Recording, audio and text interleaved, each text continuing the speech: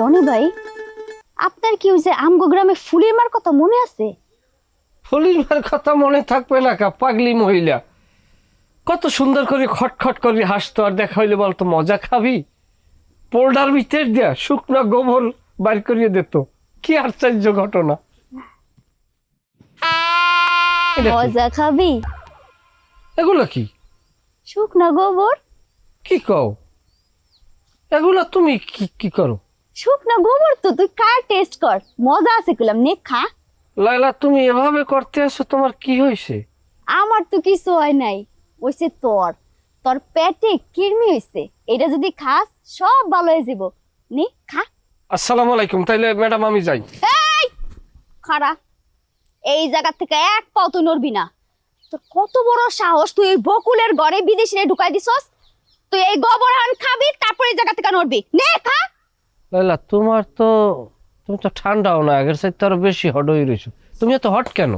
তোর মতো পোলাগো থাবড়ানির লেগা তুই কামনা করছিস কি? হ্যাঁ, তোরে তো আজকে গোবর তো তোর খাইতে দিব, আমি তোরে খাওয়া দিব। আর কর, খারা হ্যাঁ? খা। এই রনি ভাই, কারণ কারণ যাই না, এদিকে আসেন। আসেন, আসেন, আসেন। তুমি এভাবে করতে আসো কেন? হ্যাঁ, তোমার হয়েছে কি? তার আগে কোন পাগলের অভিনয়টা কেমন করলাম? তুমি এইটা অভিনয় করছো, সুপার অ্যাক্টিং করছো, শাবনূর ফেল। কিন্তু আমি তো ভয় পাই গেছি। বেশি ভয় পাইছেন? মানে খারাপ না হিসেব করতে গেলে। তাহলে তো কাম হয়ে গেছে। মনে করেন এখন শুধু একটা কামই বাকি। পাগলের ডাক্তার আছে না, হ্যাঁ, হাত থেকে একটা সার্টিফিকেট আনুম, তারপরে তো আসল কামটা সেটা ফেলামু। সে আসল কাজটা কি? ওই বকুল আর বিদেশের গোলামি কাইটটা ফেলামু। তাও বানাইতে দিয়ে দিছি একটা পিওর ইস্পাতের। প্ল্যানটা কেমন হয়েছে রনি ভাই, ভালো হয়েছে না? দুর্দান্ত প্ল্যান হয়েছে, এরপর প্ল্যানই থাকে না। অত যাবজ্জীবন নাইলে ফাঁসি। পাগল হিসাবে আমার তো কোনো শাস্তি হইব না। ওইবে না না? হইব না। হ্যাঁ। আবার একটা জিনিস ভাবতাছি, বকুলের গলাটা কাটুম না, ওর ঠ্যাং দুইটা কাইটটা রেখা দিমু। তারপর কি হইব? ওরে তার কেউ বিয়া করবো না।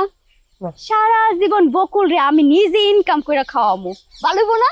ভালো, স্বামীও খাওয়াবা, দেখা গেছে স্বামীর লগে আরোগ্য খাওয়াবা। বকুল, আফসোস। আপনার আবার কি এগুলো, কিসের আফসোস? হো, আফসোস।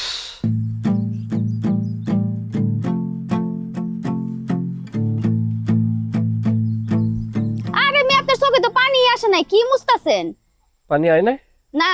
আমার তো কথা আছে, যাই হোক বলিস, মানুষের জীবন, আমারও জীবন আর বকুলেরও জীবন। তুমি যেই পরিমাণ ভালোবাসা হারে ডাইলিয়ে দেছো, সে তোমার ভালোবাসা গ্রহণ করতে পারে নাই। ওই এর যদি আংশিক এক সিও ভালোবাসা আমারে কেউ ডাইলিয়ে দিত, আমি তার জীবনে গোলামের মতো হয়ে রইতাম। আমি তার কথা ছাড়া এক চুল হাঁটতাম না, ফিরতাম না। অথচ তোমার ভালোবাসার মূল্যায়ন করতে পারে নাই, অপদার্থ। দুনিয়ার নিয়মই তো এটা রনি ভাই। এই যে ধরেন, মানুষজন হীরা পায়া যায়, হীরার মূল্য দিতে জানে না, হীরারেও কয়লা ভাবে।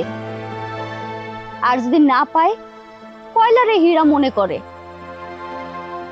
অবশ্য এই জায়গায় আমার আপনার কারো দোষ নাই, আমরা এই জায়গায় আটকে গেছি। এই জন্য আমি তোমার দ্বারে আটকাই গেছি, কিন্তু সরতে পারতেছি না।